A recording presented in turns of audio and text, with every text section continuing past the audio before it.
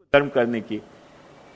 तो देखो शास्त्रीय अभिमान तो हो नहीं सके ना। ये दासो हमको जो अभिमान है, या सिचुएशन में सोचो शास्त्रीय अभिमान नहीं हो सके, लौकिक अभिमान है। लौकिक अभिमान है तो लौकिक कृष्ण भी लौकिक हो गए और तुम भी लौकिक हो गए, तुम्हारा संबंध भी लौकिक हो गया। वाकई महाप्रभु जी खुद ना पाड़ रहे हैं कि न लौकिक प्रभु कृष्ण मनुते नहीं वो लौकिकम। लौकिक अभिमान अंशु तुम यदि कृष्ण को ट्रीट करोगे तो वो सेवा कृष्ण स्वीकार नहीं करेगा।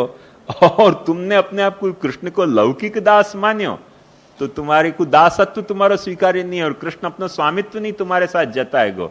ये तो संबंध वही बखत मैंने विवाह के पहले ही तलाक हो गयो लौकिक मान्यो तो ध्यान से समझो कि ये जो दासो हमको अभिमान है, ये न वैदिक अभिमान है न लौकिक अभिमान है। कौन सा अभिमान है? महाप्रभु जी ये लौकिक वैदिक अभिमान के तहत ये अभिमान तुम्हारे में नहीं जगाना चाह रहे हैं। महाप्रभु जी एक तृतीय अभिमान जगाना चाह रहे हैं। या कोई यदि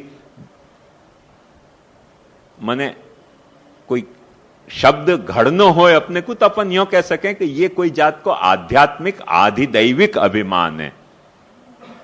ख्याल में आया ना? ये कोई एक जात को मेटाफिजिकल ईगो है या एक स्पिरिचुअल ईगो है, डिवाइन ईगो है। ये वर्ल्डली ईगो, फिजिकल या साइकोलॉजिकल ईगो नहीं है, मेटाफिजिकल या डिवाइन ईगो या स्पिरिचुअल ईगो है। जहां ईगो के तहत अपनो कुछ अभिमान अपने को हो रहा है कि मैं दास हूं प्रभु को, वो दास के तहत तुम्हारे कर्तव्य क्या हैं, वो कर्तव्य को निरूपण सिद्धांत मुक्तावली में आ रहा है। कैसो नत्वा हरिम प्रवक्ष्यामि स्वसिद्धांत विनिश्चयम कृष्ण सेवा सदा कार्या मानसी सा परामता। बात समझ में आई ना? कुछ कठिन लगी हो तो पूछ लीजिए, फिर कभी फुर्सत से बता दूंगा। पर सिद्धांत मुक्तावली भक्ति पुरुषार्थ के तहत जो प्राप्त होते तुम्हारे कर्तव्य हैं उन कर्तव्यन को निरूपण है। धर्म पुरुषार्थ के तहत प्राप्त होते कर्तव्यन को, अर्थ पुरुषार्थ के तहत प्राप्त होते कर्तव्यन को, काम पुरुषार्थ के या मोक्ष पुरुषार्थ के तहत प्राप्त होते कर्तव्य और अधिकारन की विवेचना सिद्धांत मुक्तावली में नहीं है।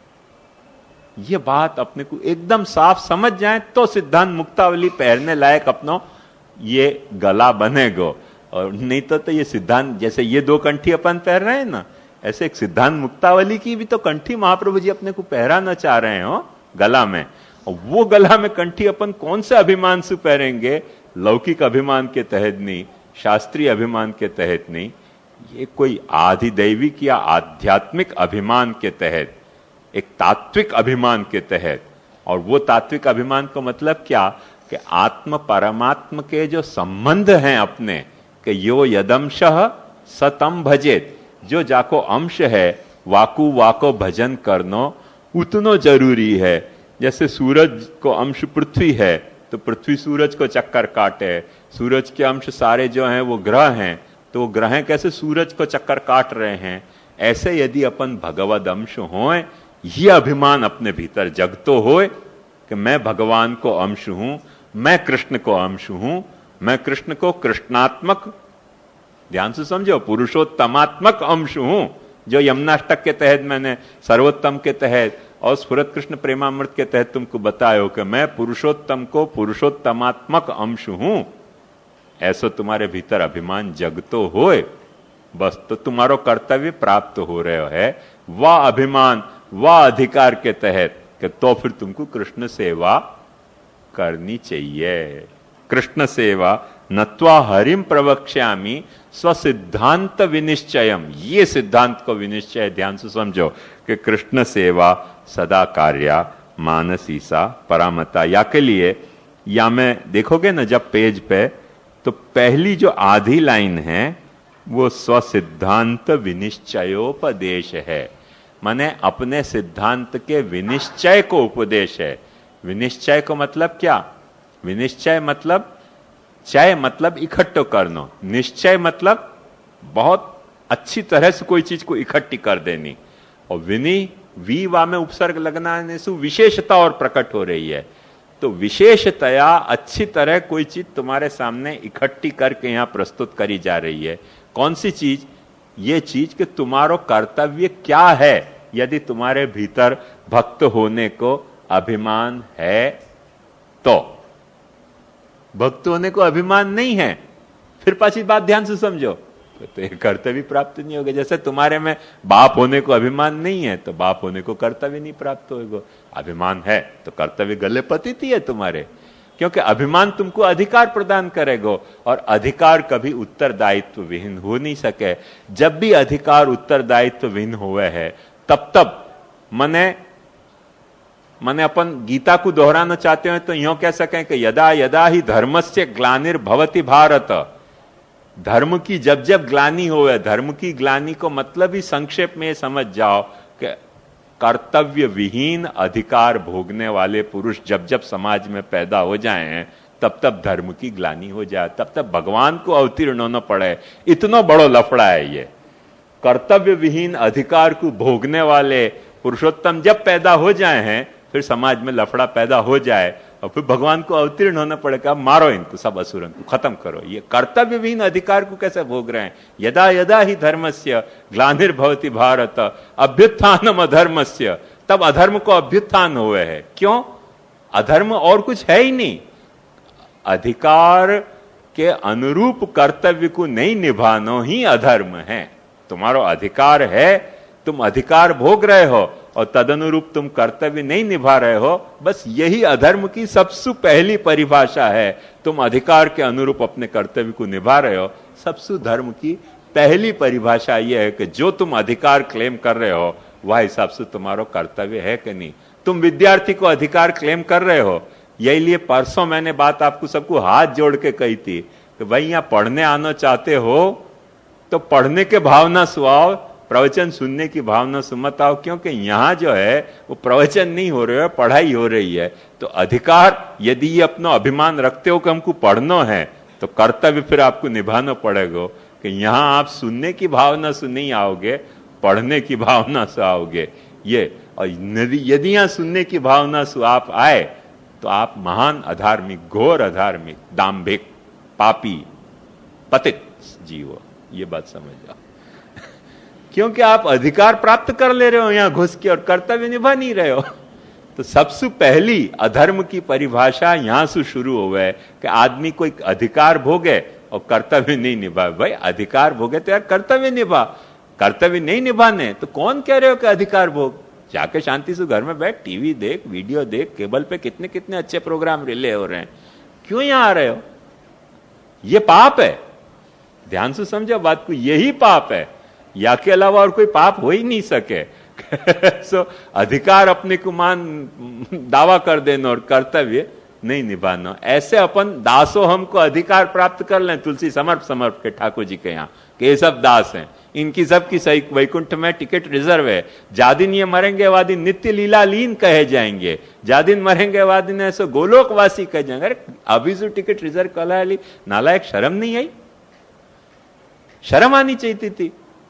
पर पहले से टिकट इंक्वायरी करी के गोलोक में गए कि नरक में गए, अधिकार प्राप्त कर लिया और कर्तव्य नहीं निभाए, गोलोक में गए कि गधालोक में गए, कैसे पता चली? मरने के साथ गोलोकवासी को वो खरखरा को पत्री ऐसा आ जाए मरण संदेश में कि गोलोकवासी, वो कैसे गोलोक में गए? गधालोक में नहीं गया कि क्या गारंटी? जब कर्तव्य नहीं निभाए हो तो कैसे नित्य लीला में लीन भय? कोई अंधनतम लीला में लीन हो गए होगे तुम। अपन अधिकार प्राप्त कर लें, कर्तव्य नहीं निभावे, ये सारे लफड़ा है, वही पाप है, वही सबसे बड़ो पातित्य जीवन को। तो ये यदि अपन अपना अधिकार प्राप्त कर रहे हैं दासो हमको, तो कर्तव्य जो प्राप्त हो रहे है वह कर्तव्य की विवेचना महाप्रभु जी आगे कर रहे हैं कि कृष्ण सेवा सदा कार्या। ये देखो कर्तव्य बता रहे हो कि तुम्हारा कर्तव्य क्या है, जो अधिकार तुमने प्राप्त किया है दासोहम के क्लेम के तहत, वा के तहत तुम्हारा कर्तव्य क्या है। अब या कर्तव्य से तुम विमुख भय ना, तो फिर मैं पाछी गालियां सब नहीं रिपीट करना चाहूंगा, मेरे मन में उभरती रहे पर रिपीट नहीं करना चाहूंगा, समझ जाओ तथ्य को। वो कर्तव्य के 4 अवस्था महाप्रभु जी इन 3 श्लोकन में बता रहे हैं। ध्यान से देखो, नंबर सु फलावस्था, स्वरूप, साधनावस्था और अवान्तर फल। फलावस्था मतलब क्या कि ये कर्तव्य जब तुमने पूरो निभा लियो, तब ये कर्तव्य तुमको कैसे रूप से तुम्हारे सामने फलित हो जाएगा। जैसे एक वृक्ष को अपन ने पूरो निभा लियो तो वह वृक्ष में फल उगावे कि नहीं? फल को वृक्ष पे टांगना नहीं पड़े, फल को वृक्ष पे सु खींचना नहीं पड़े। जैसे फोरसेप करके बच्चा को निकाले मां में सु, ऐसे कोई फल को निकालना नहीं पड़े वृक्ष में सु। वो वृक्ष को अपन ने अच्छी तरह से बराबर निभा लियो है, जमीन में पानी देके, वाकू प्रकाश लेने देके, जमीन की मट्टी को ठीक निभाते हुए, जानवरन से बचाते हुए, तो वो फल, वो वृक्ष ही अपने आप में फलवत हो जाए है। ऐसे ये कर्तव्य तुमने अच्छी तरह से निभा लियो तो वो वृक्ष की तरह अपने आप वो सफल हो जाएगा, फल सहित हो जाएगा। वो फलावस्था को, जो कर्तव्य की जो फलावस्था है, वाको एक लक्षण, पहलो लक्षण है।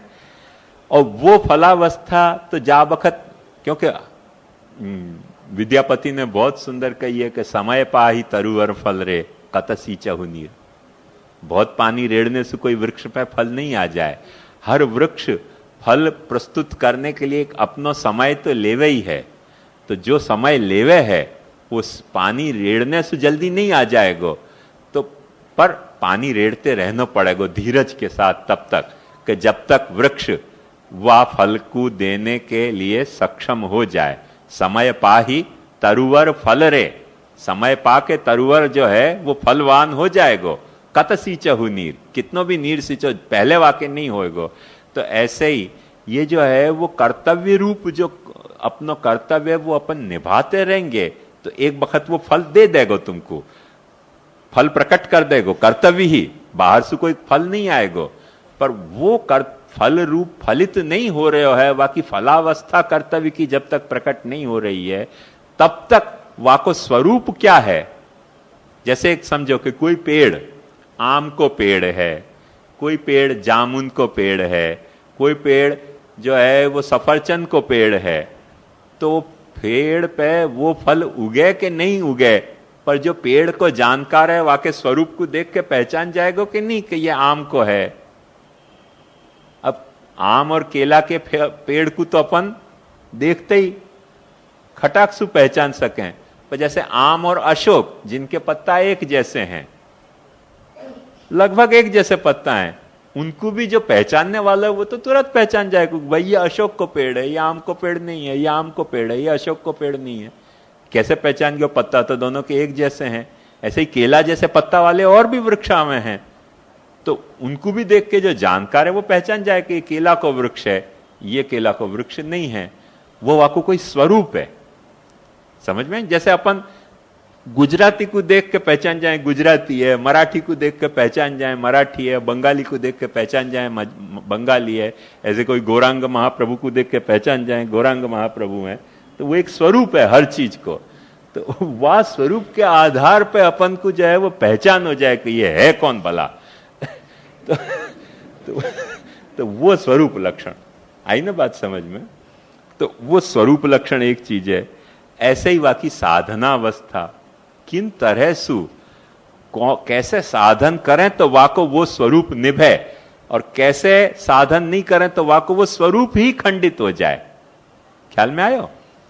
जैसे अपन ने देख लियो कि घर में आजकल, देखो ये बात ध्यान से समझो, ऐसे ऐसे कारीगर हैं कि जो कोई भी पेड़ के प्लास्टिक के ऐसे वृक्ष बना दें कि वहां में अपने को देखते ही लगे कि ओहो सच्चो वृक्ष है। पर सच्चो वृक्ष है कि खोटो वृक्ष है, बाकी पहचान का होवे, दिखने से तो समझ नहीं आवे। तो वाके साधन के पानी पी रहे हो कि नहीं, मट्टी सूखी है कि गीली है, वो 2-3 दिन अपन देख लें तो बिना छुए भी वाके पत्ता को अपन समझ सकें कि भाई 3 दिन तक जो वृक्ष पानी नहीं पी रहे हो है, 7 दिन तक जहां वृक्ष को प्रकाश की जरूरत नहीं पड़ी है, वो वृक्ष को स्वरूप जो है भले वृक्ष जैसो दिखतो होए पर वृक्ष को स्वरूप यहां नदारद है। वो जैसे मैंने ठठाई में कही थी ना बात कि कलाई करके गोरी हो जाने वाले वर वधून को स्वरूप भले रिसेप्शन में गोरो गोरो लगे, पर वो 4-6 दिन बाद पाछे वो अपने स्वरूप में स्थित हो जाए। स्वरूपस्थो यदा जीव कृतार्थस्य निगद्यते। रिसेप्शन में बड़े बड़े गोरे लगे, 5-6 दिन बाद हम देखो पाछे वो काले के काले दिखे। तो वो स्वरूपस्थता जो है वो बात ध्यान से समझो कि जो अपन स्वरूप एक अलग तत्व है और वह स्वरूप को स्वरूप में वाके स्वरूप के स्वरूप को निभने देने के लिए कुछ साधन है कि नहीं। जैसे वृक्ष के वृक्ष स्वरूप को निभने देने के लिए प्रकाश, मट्टी, खाद, जल, ये सब वाके साधन है। वो यदि वहां चल रहे हैं तो वृक्ष वृक्ष स्वरूप में जीवित रह रहे है, और यदि वो साधन नहीं है तो वृक्ष वृक्ष स्वरूप में जीवित नहीं है। कोई प्लास्टिक को वाको सब्स्टिट्यूशन आ गयो है आर्टिफिशियल, वृक्ष को स्वरूप वहां सिद्ध नहीं भयो, तो वो साधनावस्था को लक्षण है। कई लोग बेवकूफ बना अपने को कि तो साधनावस्था की बात है, फलावस्था में तो सब छोड़ देने को है। अबे छोड़ देने को, फलावस्था में क्या आम के पेड़ पे आम को फल आ गयो तो पानी पिलानो छोड़ देने को है? आम के पेड़ पे आम उग गयो तो क्या वाकु जो है वो प्रकाश की व्यवस्था वाके ऊपर कट करके एक वाके ऊपर बुरज तान देने की है कि अब तो फल आ गयो, अब या को प्रकाश की जरूरत नहीं है। फिर मट्टी के ठिकाने वहां जो है वो सब पत्थर भर देने से काम चल जाएगो? नहीं चलेगो। स्वरूप खंडित हो गयो तो फल भी नहीं रह जाएगो। फल होने के लिए, फलावस्था में रहने के लिए स्वरूप भी निभना चाहिए। स्वरूप निभने के लिए वाको साधन भी निभना चाहिए। और आम को फल जैसे आम दे रहे हो है, ऐसे छाया भी तो दे रहे हो है, ऐसे ठंडी हवा भी तो दे रहे हो है, ऐसी आंख को एक जात की शांति भी तो दे रहे हो कि एक घटा वालो सुंदर आम को पेड़ है, तो कैसी घटा देखते ही